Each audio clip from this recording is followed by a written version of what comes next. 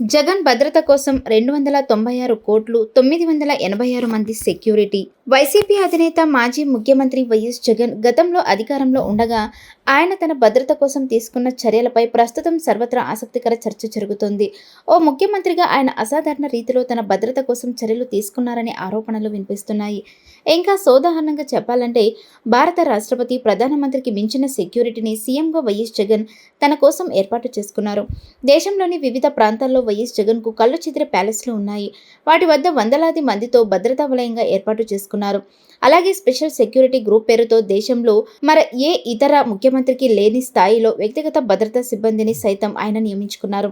దేశం, రాష్ట్రంలో ఉన్నప్పుడే కాదు, విదేశీ పర్యటనకు వెళ్లినప్పుడు సైతం తనకు భద్రత కల్పించేలా సీఎం జగన్ అసాధారణ రీతిలో ప్రత్యేక ఏర్పాట్లు చేసుకున్నారు. ప్యాలెస్ల వద్ద 986 మందితో నిరంతర భద్రత ఏర్పాటు చేసుకున్నారు. ఆ క్రమంలో తాడేపల్లి ప్యాలెస్ వద్ద స్పెషల్ సెక్యూరిటీ గ్రూప్ నుంచి 379 మంది, ఇతర విభాగాల నుంచి 439 మందితో పాటు అలైడ్ విధుల కోసం మరో 116 మందితో కలిపి మొత్తంగా 934 మందితో సీఎంగా వైఎస్ జగన్ తన భద్రత కోసం సిబ్బందిని కేటాయించుకున్నారు.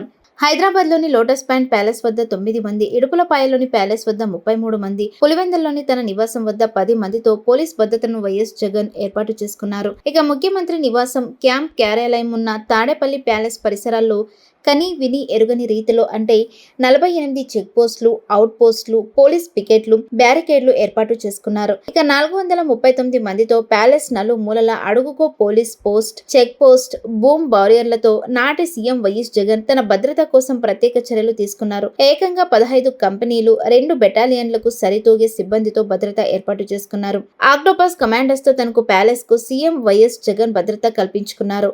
Boom barriers, tyre killers, bollards, retractable gates సైతం ప్రత్యేకంగా ఏర్పాటు చేయించుకున్నారు.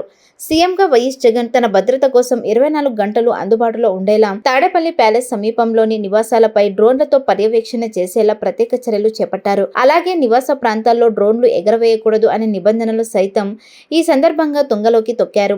30 అడుగుల ఎత్తున ఐరన్ వాల్ ఏర్పాటు చేసుకున్న తాడేపల్లి ప్యాలెస్ కు 2 డీఎస్పీలు, 1 అడిషనల్ ఎస్పీ స్థాయి అధికారులతో నిరంతరం భద్రతా పర్యవేక్షణ నిర్వహించేలా చర్యలు తీసుకున్నారు. తనకి, తన కుటుంబ సభ్యులకు ప్రాక్సిమిటీ సెక్యూరిటీ కోసం ప్రత్యేకంగా 379 మందితో ప్రత్యేక బృందాన్ని సీఎం వైఎస్ జగన్ ఏర్పాటు చేసుకున్నారు. ఇక ఎన్నికల్లో అధికారాన్ని కూటమికి కట్టబెట్టారు. దీంతో వైఎస్ జగన్ మాజీ ముఖ్యమంత్రి అయిన తర్వాత కూడా ఆయన కాన్వాయ్ కానీ, వ్యక్తిగత భద్రతా సిబ్బందిలో కానీ ఈ కూటమి ప్రభుత్వం మార్పు చేయకపోవడం విశేషం. మరోవైపు ముఖ్యమంత్రి నారా చంద్రబాబు నాయుడుకి Z+ కేటగిరీ భద్రత ఉంది. అలాంటి ఆయన సైతం ఏనాడు ఈ స్థాయిలో భద్రతను ఏర్పాటు చేసుకోలేదని ఓ చర్చ అయితే పోలీస్ వర్గాల్లో కొనసాగుతుంది. అయితే ఆయన దీనికోసం 296 కోట్ల రూపాయలు ఖర్చు పెట్టినట్లు కూడా తెలుస్తుంది.